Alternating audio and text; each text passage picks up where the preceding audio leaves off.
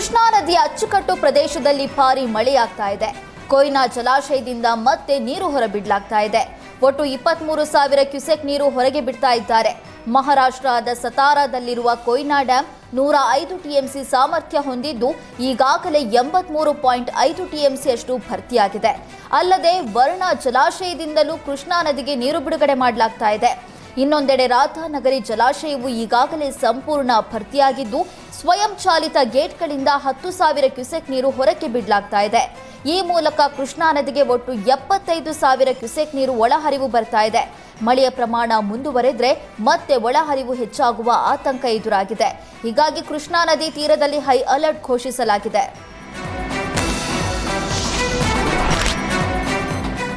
ಕಾವೇರಿ ಜಲಾನಯನ ಪ್ರದೇಶದಲ್ಲಿ ನಿರಂತರ ಮಳೆ ಸುರಿತಾ ಇದೆ. ಕೆಆರ್ಎಸ್ ಡ್ಯಾಂನಿಂದ ಒಳಹರಿವು ಹೊರಹರಿವು ಹೆಚ್ಚಾಗಿದೆ. ಜಲಾಶಯದ ಸುರಕ್ಷತೆ ದೃಷ್ಟಿಯಿಂದ 50,000 ಕ್ಯೂಸೆಕ್ ನೀರು ಹೊರಬಿಡಲಾಗ್ತಾ ಇದೆ. ನದಿ ಪಾತ್ರದ ಜನರಿಗೆ ಜಿಲ್ಲಾಡಳಿತ ಅಲರ್ಟ್ ಘೋಷಿಸಿದೆ. ಯಾರು ನದಿಗೆ ಇಳಿಯದಂತೆ ಹಾಗೂ ನದಿ ಪಾತ್ರದ ಜನರು ಸುರಕ್ಷತೆ ಸ್ಥಳಕ್ಕೆ ತೆರಳುವಂತೆ ಸೂಚನೆ ನೀಡಲಾಗಿದೆ. ಡ್ಯಾಂ ಸುರಕ್ಷತೆಗಾಗಿ ಒಳಹರಿವಿನಷ್ಟೇ ಹೊರಹರಿವು ಏರಿಕೆ ಮಾಡಲಾಗಿದೆ.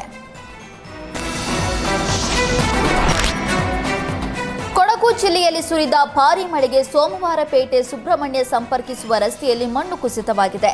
ಸೋಮವಾರಪೇಟೆ ತಾಲೂಕಿನ ಶಾಂತಳ್ಳಿ ಸಮೀಪದ ಜೇಡಿಗುಂಡಿ ಬಳಿ ಮಣ್ಣು ಕುಸಿದಿದೆ. ಕಳೆದ ವರ್ಷವೂ ಇದೇ ಸ್ಥಳದಲ್ಲಿ ಭಾರೀ ಪ್ರಮಾಣದಲ್ಲಿ ಗುಡ್ಡ ಕುಸಿದಿತ್ತು. ಈ ಬಾರಿ ಮತ್ತೆ ನಿಧಾನವಾಗಿ ಮಣ್ಣು ಕುಸಿತಾ ಇದ್ದು ಆತಂಕದಲ್ಲಿ ವಾಹನ ಸವಾರರು ಸಂಚರಿಸುವಂತಾಗಿದೆ. ಸೋಮವಾರಪೇಟೆ ಪುಷ್ಪಗಿರಿ ಮಲ್ಲಳ್ಳಿ ಬಿಸ್ಲೆಘಾಟ್ ಸುಬ್ರಹ್ಮಣ್ಯ ಸಂಪರ್ಕದ ರಸ್ತೆಯಲ್ಲಿ ಜೆಸಿಬಿ ಮೂಲಕ ಸ್ಥಳೀಯ ಆಡಳಿತ ಮಣ್ಣು ತೆರವುಗೊಳಿಸ್ತಾ ಇದೆ. ಕೊಡಗು ಜಿಲ್ಲೆಯಲ್ಲಿ ಭಾರೀ ಮಳೆ ಸುರಿತಾ ಇದೆ. ಹೀಗಾಗಿ 3ನೇ ಬಾರಿಗೆ ತ್ರಿವೇಣಿ ಸಂಗಮ ಮುಳುಗಡೆಯಾಗಿದೆ. ತಲಕಾವೇರಿ ಭಾಗಮಂಡಲ ಪುಷ್ಪಗಿರಿ ಬೆಟ್ಟ ಪ್ರದೇಶದಲ್ಲಿ ಎಡೆಬಿಡದೆ ಮಳೆ ಸುರಿತಾ ಇದ್ದು ತ್ರಿವೇಣಿ ಸಂಗಮದ ಸ್ನಾನಘಟ್ಟ ಉದ್ಯಾನವನ ಮುಳುಗಡೆಯಾಗಿದೆ. ಕಾವೇರಿ ಕನ್ನಿಕೆ ಮತ್ತು ಸುಜ್ಯೋತಿ ನದಿಗಳು ತುಂಬಿ ಹರಿಯುತ್ತಿವೆ.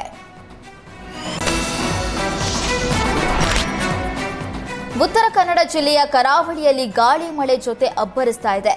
ಕಡಲು ಪ್ರಕ್ಷುಬ್ಧಗೊಂಡಿದೆ. ಉತ್ತರ ಕನ್ನಡ ಜಿಲ್ಲೆಯ ಸಮುದ್ರದಲ್ಲಿ 40ರಿಂದ 50 ಕಿಲೋಮೀಟರ್ ವೇಗದಲ್ಲಿ ಗಾಳಿ ಬೀಸ್ತಾ ಇದೆ. ಹೊನ್ನಾವರ ತಾಲೂಕಿನ ಕಾಸರಗೋಡು ಕಡಲ ತೀರದ ರಾಮನಗರ ಪ್ರದೇಶದಲ್ಲಿ ಕಡಲಿನ ಅಲೆಗಳ ಆರ್ಭಟ ಜೋರಾಗಿದೆ. ತಡೆಗೋಡೆಗಳನ್ನು ಬೇಧಿಸಿ ಸಮುದ್ರ ತೀರದ ನಿವಾಸಿಗಳ ಮನೆಗಳತ್ತ ಸಮುದ್ರದ ಅಲೆಗಳು ನುಗ್ಗುತ್ತಿವೆ. ಕಾಸರಗೋಡು ರಾಮನಗರ ಭಾಗದಲ್ಲಿ ವಾಸಿಸುವ ನೂರಾರು ಮೀನುಗಾರರಿಗೆ ಬೃಹತ್ ಅಲೆಗಳು ಕಂಟಕವಾಗಿದೆ. ಚಿಕ್ಕಮಗಳೂರು ಭಾಗದಲ್ಲಿ ಗಾಳಿ ಮಳೆಯ ಆರ್ಭಟ ಮುಂದುವರೆದಿದೆ. ಗಾಳಿ ಹೊಡೆತಕ್ಕೆ ಮನೆ ಮೇಲೆ ಬೃಹತ್ ಮರ ಬಿದ್ದಿದೆ. ಕೊಪ್ಪದ ಅಗಳಗಂಡಿ ಹೆಗ್ಗಾರು ಕೂಡಿಗೆಯಲ್ಲಿ ರಭಸವಾಗಿ ಬೀಸಿದ ಗಾಳಿಯಿಂದ ಮರ ನೆಲಕ್ಕುರುಳಿದೆ. ಮರ ಬಿದ್ದ ರಭಸಕ್ಕೆ ಹೆಗ್ಗಾರು ಕೂಡಿಗೆ ಗ್ರಾಮದ ಕಲಂದರ್ ಎಂಬುವರ ಮನೆ ಮೇಲ್ಛಾವಣಿ ಜಖಂಗೊಂಡಿದೆ. ಮನೆಯಲ್ಲಿ ಇದ್ದವರು ಅದೃಷ್ಟವಶಾತ್ ಪ್ರಾಣಾಪಾಯದಿಂದ ಪಾರಾಗಿದ್ದಾರೆ.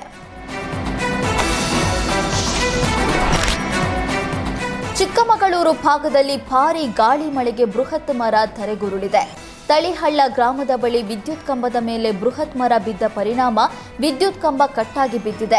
ರಸ್ತೆಯಲ್ಲಿ ಸಂಚರಿಸ್ತಾ ಇದ್ದ ಬೈಕ್ ಸವಾರರು ಕೂತಲೆಲೆ ಅಂತರದಲ್ಲಿ ಪಾರಾಗಿದ್ದಾರೆ. ರಸ್ತೆಗೆ ಅಡ್ಡಲಾಗಿ ವಿದ್ಯುತ್ ಕಂಬ ಮತ್ತು ಮರ ಬಿದ್ದಿರುವ ಕಾರಣ ಚಿಕ್ಕಮಗಳೂರು ಮತ್ತೋಡಿ ಮಾರ್ಗ ಬಂದ್ ಆಗಿತ್ತು. ಮರ ತೆರವುಗೊಳಿಸಲು ಪೊಲೀಸರು ಮತ್ತು ಮೆಸ್ಕಾಂ ಸಿಬ್ಬಂದಿ ಹರಸಾಹಸ ಪಟ್ಟರು.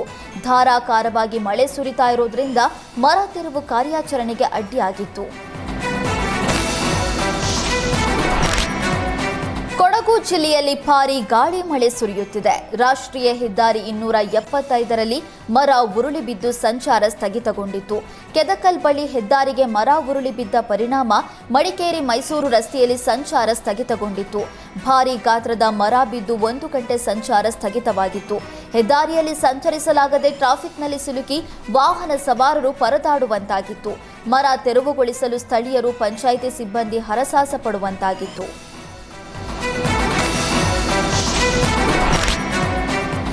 ಜೊಯ್ಡಾ ತಾಲೂಕಿನಲ್ಲಿ ಭಾರೀ ಗಾಳಿ ಮಳೆಗೆ ಜಗಲ್ಬೇಟ್ನ ವಸಂತರಾಮ ಹಣಬರ್ ಎಂಬುವರ ಮನೆಗೆ ತೀವ್ರ ಹಾನಿಯಾಗಿದೆ.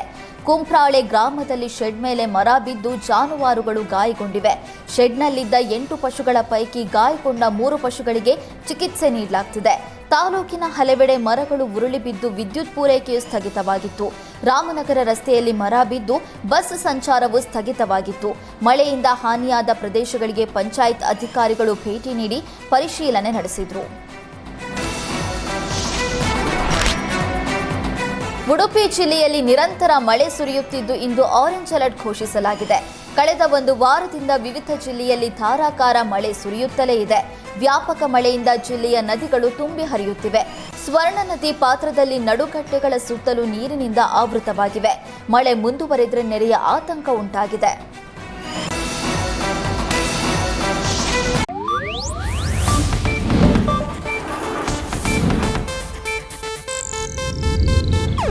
ಇದು ಏಷ್ಯಾನೆಟ್ ನ್ಯೂಸ್ ನೆಟ್ವರ್ಕ್ ಪ್ರಸ್ತುತಿ.